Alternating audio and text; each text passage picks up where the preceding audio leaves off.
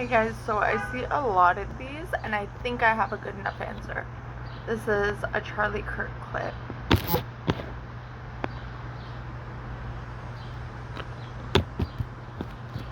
Is a woman? What is it? That's a stupid question, dude. That's a dumb question. What is a woman? It's not a trick question. What is a woman? Who identifies as a woman? You can't answer the question with the question. Yeah, define the woman without saying woman. It's a social role. Defined by social. What is a woman? What is it? That's Okay, so I do see a lot of these videos where people are saying, what is a woman, what is a man, what is a this, what is that, and the people that are pushing equality and stuff like that, they're not answering. The closest was when the one girl said it's a social role. That's exactly it. When people are saying they're identifying as women or as men or as cats or dogs, they're going by stereotypes. So, which is actually very sexist in itself. So women predominantly wore skirts or dresses according to stereotypes, especially North American stereotypes, because there are many cultures that men wear. There's kilts, I'm not sure the name of it, but I know in African countries and some Muslim countries, the men have like the long gowns that they wear. In Arabian countries as well. There's many different countries where men wear skirts or dresses. So if you're saying that's a female thing, what about them?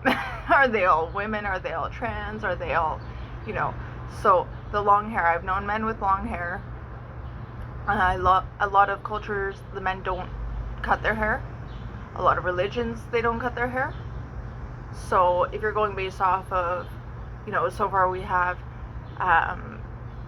the dresses or the skirts, and then we have the long hair.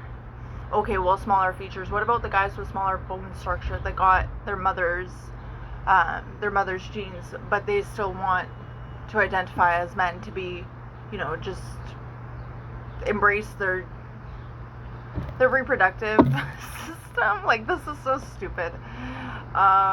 But whatever. So, be true to themselves. So, okay, so hat or hair, clothes. So what else? My weight goes up and down. I've been in the itty bitty titty committee. I've been mayor of it so many times, on and off, depending on where my weight is. So there have been men that I've encountered with bigger breasts than me. So if you're putting it based off of that, nails, same thing. Some guys, like a lot of rockers, I know, like having like the black nail polish. A lot of gothic guys. Does that make them girls?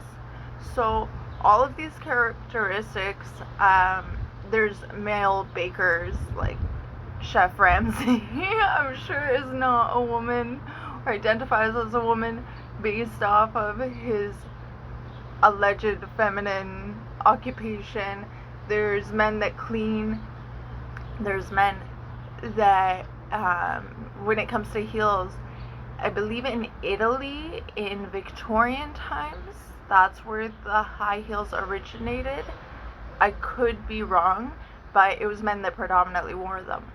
So by you wearing high heels, a mini skirt, long hair, long nails, I remember reading something about how certain cultures also would like grow one nail or something. It was like a tribal thing. Anyway, so, if that, and then as far as lipstick goes, there's Jeffree Star. Like, there's other male makeup artists and male artists, so that doesn't make them a woman because they know how to do hair and makeup. So all of these possible reasonings or things that make you a woman are seeming ignorant. And then what comes down to it is the mannerisms, right? But that's also stereotypical, that women are more gentle, they're more catty, they act like, some of these ratchet shows where they're snapping and chicken necking and getting rowdy and ignorant. That's not how a lot of some women act like that. There's a lot of women that don't act like that.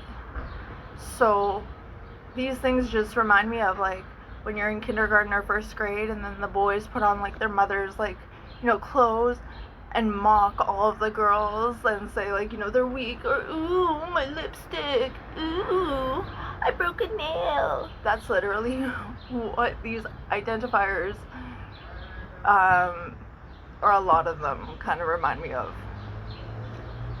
I mean, of course, there's the ones that just, you know, I mean, do your own thing and stuff, but the ones that can't answer this question, and there's a lot of, you know, lady boys, there's a lot of people living, you know, as trans that just go about their day and do their business, and, you know, it is what it is, and that's perfectly fine. But a lot of the ones that can't answer the questions, the ones that I know, I respect them because they can answer the question.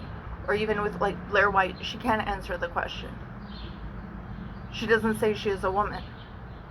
She'll say she's trans. Same thing with other trans people that I know. So, but there's an answer to it.